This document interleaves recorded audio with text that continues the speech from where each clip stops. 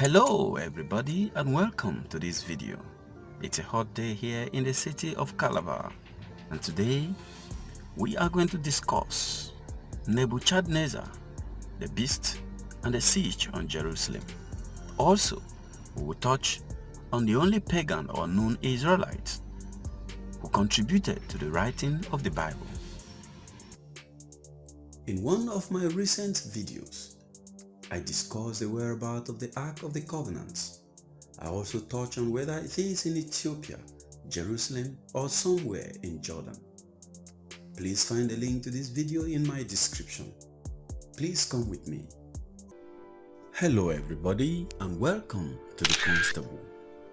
Please subscribe now to get the latest news on archaeology, ancient history, civilizations, and world mythology.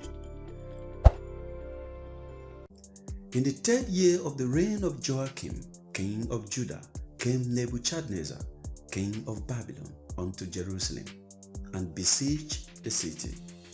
According to Daniel chapter 1 verse 1. Thus began the book of the prophet Daniel as found in the Holy Bible. The scriptures go on to tell how Nebuchadnezzar took the vessel from the temple in Jerusalem and brought them to the treasure house of his God in the land of Shinar. Nebuchadnezzar also destroyed the Jewish temple and carried away many of the house of Judah back with him to Babylon. This period in Jewish history is known as the Babylonian captivity. However, in this story, the Jewish refugees were not the only ones who suffered.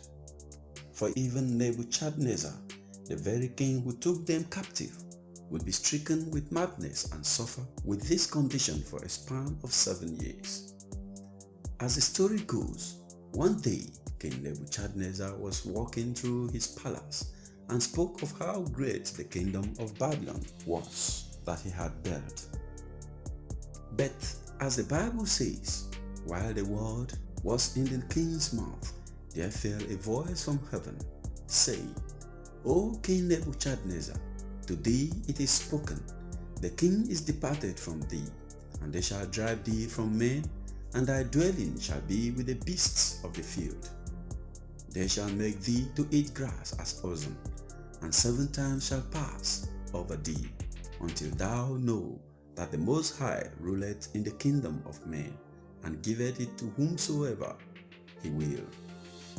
The same hour was the thing fulfilled upon Nebuchadnezzar, and he was driven from men, and did eat grass as oxen.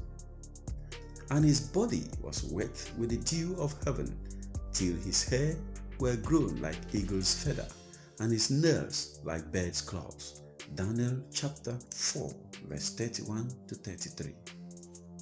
The Bible also illustrates how Nebuchadnezzar's heart was changed from a man's heart to that of the king of the beasts.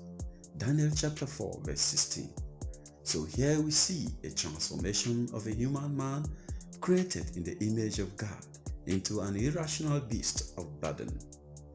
Some have even suggested that this was the biblical documented case of lycanthropy, that of a man turning into a creature known as a werewolf.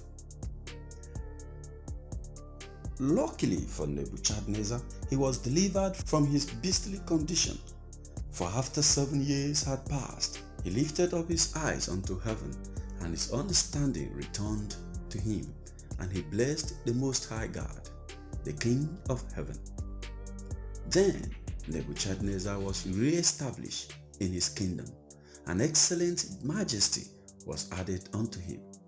Not only did God restore King Nebuchadnezzar, the Lord also granted him to write part of the book of Daniel, making Nebuchadnezzar the only pagan or non-Israelite to personally contribute to the writing of the Bible.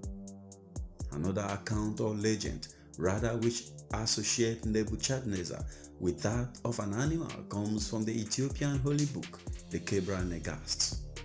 From the pages of the Kebra Nagast, a most fascinating story concerning Nebuchadnezzar is told. One night, 2 women gave birth to a male child. One woman, a merchant's wife, delivered a beautiful child, but since it was a product of adultery, she sent her handmaiden to cast it into the river. The other child, though brought forth lawfully by the wife of the king of Babylon, had the appearance of a wingless eagle. So the queen sent her handmaiden to cast her child into the river. As it so happened, the two handmaidens encountered each other at the river. The merchant's handmaiden asked the queen's handmaiden, saying, "What hast thou in thy baskets?" And the queen's handmaiden said unto her, "My lady brought forth a child that had not the appearance of a man, but that of a wingless eagle. And he had commanded me to throw it into the river. So now, give me this child of thine, that I may give it to my mistress, and do thou take this birth and cast it into the river." And they did so. And the handmaiden of the queen brought the beautiful child to her mistress, and the queen rejoiced. And it was reported to the king that the queen had given birth to a son.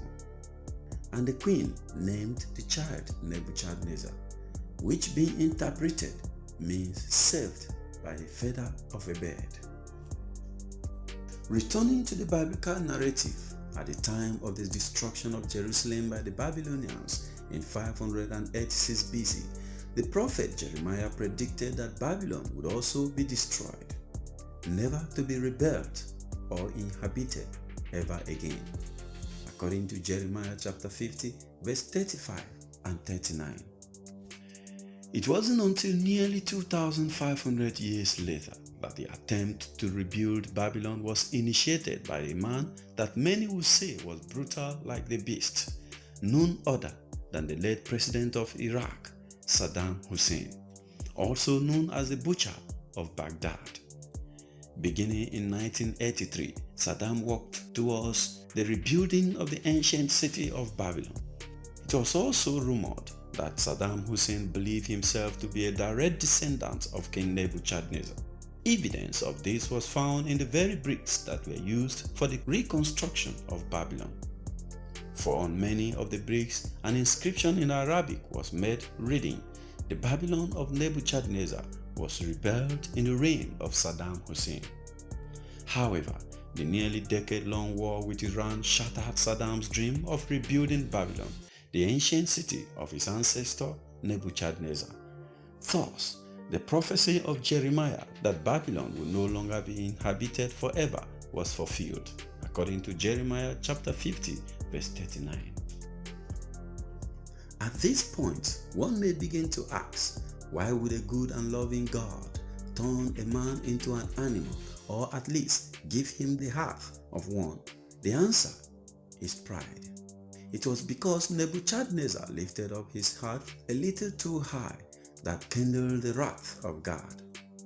For as Christ said, "Whoever exalts himself will be abased, and he who humbles himself will be exalted," according to Luke chapter 14, verse 11. The Lord was indeed true to his word, for as soon as Nebuchadnezzar came to his senses, humbled himself, and gave God the glory, that the king of Babylon was completely restored. This valuable lesson in humility can help us see the dangers of arrogance and lead us to humble ourselves before our Creator, so that God himself may exalt us. For as James, the brother of Jesus, said, "God resists the proud, but gives grace to the humble." James chapter 4, verse 6. What is your take on this video? Kindly drop your comments in comment section. Like this video and share with friends and family on social media if you enjoy it. And don't forget to subscribe to this channel and enable notifications so you will not miss any of our updates. Thank you for watching. See you next time. Peace.